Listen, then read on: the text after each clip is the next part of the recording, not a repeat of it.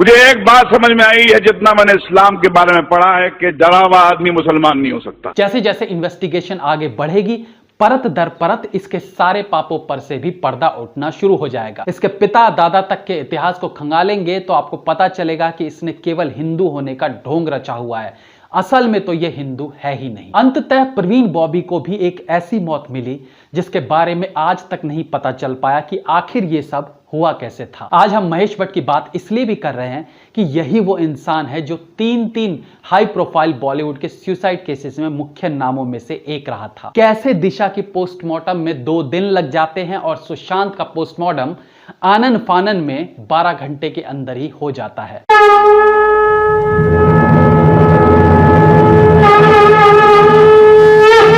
Sushant Singh Rajput murder case की investigation अब CBI के हाथों में आ गई है, जो हमारे लिए एक बड़ी जीत कही जा सकती है।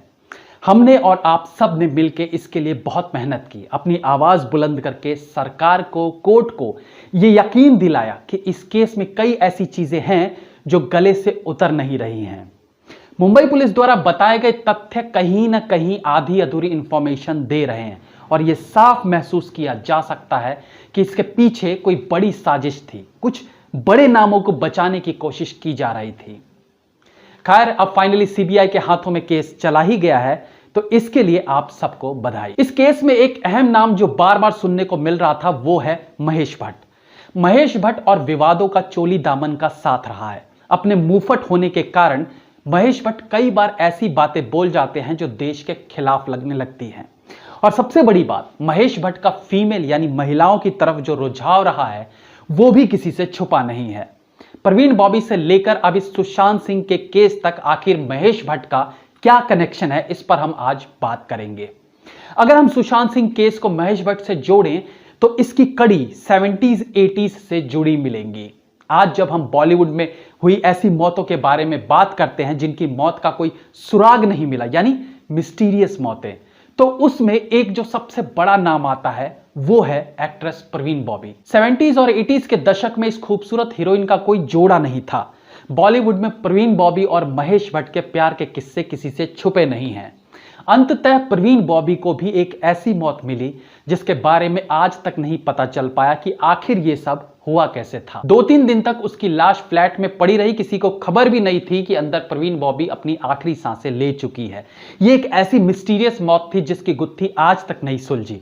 हालांकि आज भी बहुत लोगों का मानना है कि यह भी एक मर्डर था और इसके पीछे भी महेश भट्ट का हाथ था।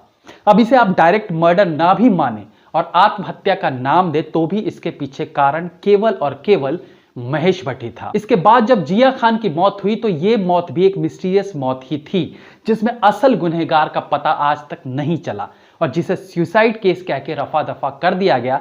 इस केस में मुख्य सस्पेक्ट भले ही सूरज पंचोली था, लेकिन महेश भट्ट और जिया खान के रिश्ते इस केस में एक सवाल जरूर उठा रहे थे।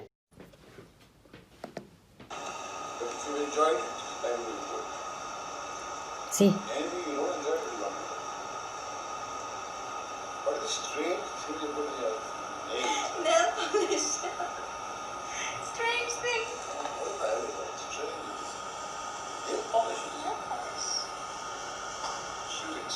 महेश भट्ट और जिया खान की यह वीडियो बहुत कुछ बयां करती है।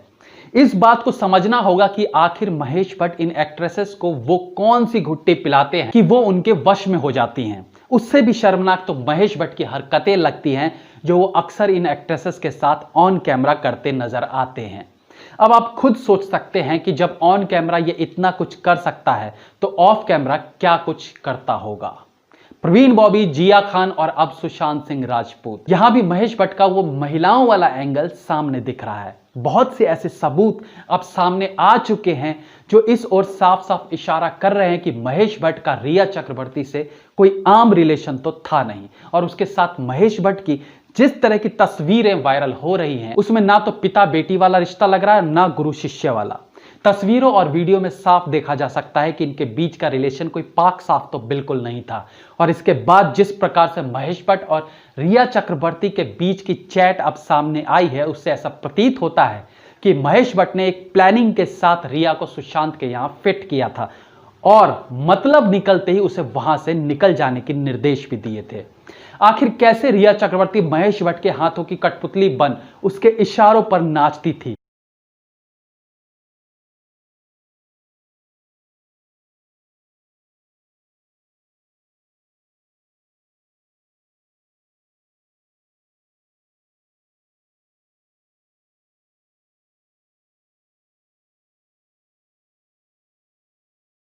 अब जब धीरे धीरे चीजें साफ होनी शुरू होंगी तो बहुत से लिंक्स सामने आएंगे, सच्चाई देखने को मिलेगी।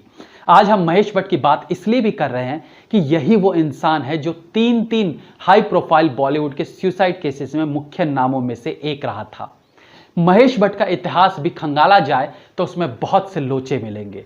इसके पिता दादा तक के इतिहास को खंगालेंगे तो आपको पता चलेगा कि इसने केवल हिंदू होने का ढोंग रचा हुआ है। असल में तो यह हिंदू है ही नहीं। हर बार अपने एंटी हिंदू एजेंडों के कारण यह चर्चा में बना रहता है। जाकिर नायक जैसे आतंकवादी के तलवे चाटना इसके लिए आम बात रही है। अक्सर कई मौकों पर यह जाकिर नायक का सपोर्ट करते दिखता है। जब ब्रिटेन ने जाकिर नायक पर रोक लगाई तो भी महेश भट्ट उसके पक्ष में खड़ा दिखाई दिया था। मैं सिर्फ एक बात कहना चाहूंगा जो आपके कंक्लूजन में भी लिखा है, हिंदुस्तान का मुसलमान बन जाए, ये मुल्क की तकदीर बदल जाएगी। जरा अपने अंदर की शिद्दत को जगाइए भाई। मुझे एक बात समझ में आई है जितना मैंने इस्लाम के बारे में पढ़ा है कि डरा हुआ आदमी मुसलमान नहीं हो सकता, क्योंकि जहां डर है वहां इस्लाम नहीं, और जहां इस्लाम है वहां डर नहीं।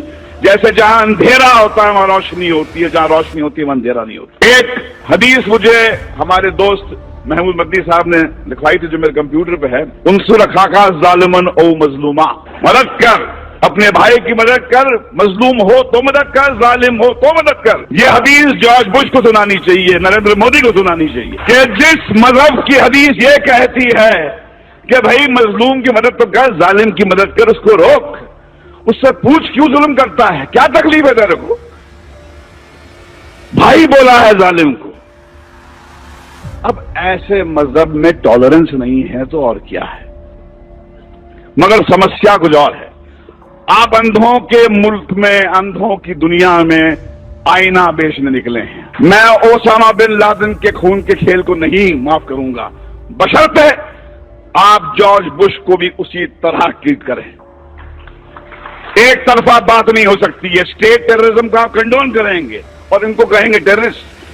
जैसे किसी ने फरमाया था मौलाना गरियावाली सन कि भैया कि आपने बॉम्ब ब्लास्ट के जो एक्यूज को तो टेलीविजन पे चीख के अनाउंस कर दिया कि हाँ ये साहब इनको ये सजा दी गई है, मगर बाबरी मस्जिद जब शहीद हुई उसके बाद में 1000 लोग तो यहां मरे थे, उनका क्या? कौन देगा उनको सजा? यहाँ पर आके खड़े रह के अपना सपोर्ट का इजहार करना सिर्फ इतना ही है कि जुर्रत करने वाले आदमी का साथ देना चाहिए। और शुक्र है कि हमारे बीच में एक ऐसा शख्स है जो जुर्रत करके इस किस्म की एरोगेंस से आंख मिलाता और कहता भैया कि हम इसी तरह से सहम के जिंदगी नहीं जिएंगे, आपको हमारी बेइज्जती करने का हक नहीं है। आप हमसे सवाल पूछते हैं, हम आप जवाब देते हैं। आपने किस तरह आपने एक वन साइडेड डिसीजन ले लिया, तो इसके लिए मैं इनके साथ खड़ा हूं यहाँ पर और मेरा पूरा सपोर्ट है इनके लिए। जाकिर साहब की जिंदगी अपने आप में एक बहुत ही कमाल की एक कहानी है, एक फीचर फिल्म का एक मटेरियल उसमें है। अब वो जाकिर साहब हीरो का रोल प्ले करना चाहते हैं ये मैं नहीं जानता, मगर किसी को हम ढूंढ सकते हैं बशर्ते वो परमिशन दे दें हमें। इतना ही नहीं, अपने देश के टैलेंटेड लोगों को छोड़ पाकिस्तान के कलाकारों को फिल्मों में काम देने का सिलसिला भी इसी ने शुरू किया और जब कभी मौका मिलता है वो उन्हें चांस देता रहता है। महेश भट्ट का पाकिस्तान प्रेम भी किसी से छुपा नहीं है। अक्सर कई मौकों पर वो पाकिस्तान को बड़ा और भारत को नीचा दिखाने का मौका नहीं खोता है, लेकिन किसी ने सही कहा है कि पाप का घड़ा एक दिन भर ही जाता है और शायद सुशांत सिंह केस के बाद इसका भी पाप का घड़ा भर चुका है। भले ही डायरेक्टली ये इस केस पे इन्वॉल्व ना हो, लेकिन एक बड़ा मास्टरमाइंड तो ये जरूर है इस पूरे प्रकरण का। जैसे जैसे इन्वेस्टिगेशन आगे बढ़ेगी, परत दर परत इसके सारे पापों पर से भी पर्दा उठना शुरू हो जाएगा। फिलहाल तो महेश भट्ट और रिया चक्रवर्ती के बीच हुई चैटिंग और कुछ पिक्चर्स सामने आई हैं। अभी तो कई ऐसी बातें हैं जिन पर गौर किया जाना चाहिए। उनमें से एक अहम बात है कूपर हॉस्पिटल। बॉलीवुड में जितने भी इस तरह के केसेस होते हैं वो इस कूपर हॉस्पिटल में ही क्यों लाए जाते हैं? एक्चुअली में ये कूपर हॉस्पिटल की तह में अगर सीबीआई जाएगी तो यकीनन यहां से भी कई राज सामने आएंगे। कैसे दिशा की पोस्टमार्टम में 2 दिन लग जाते हैं और सुशांत का पोस्टमार्टम आनन फानन में 12 घंटे के अंदर ही हो जाता है। सवाल बहुत हैं जो पूरी तरह से इस ओर इशारा कर रहे हैं कि इस मामले में बहुत कुछ सामने आने वाला है। जय हिंद, वंदे मातरम।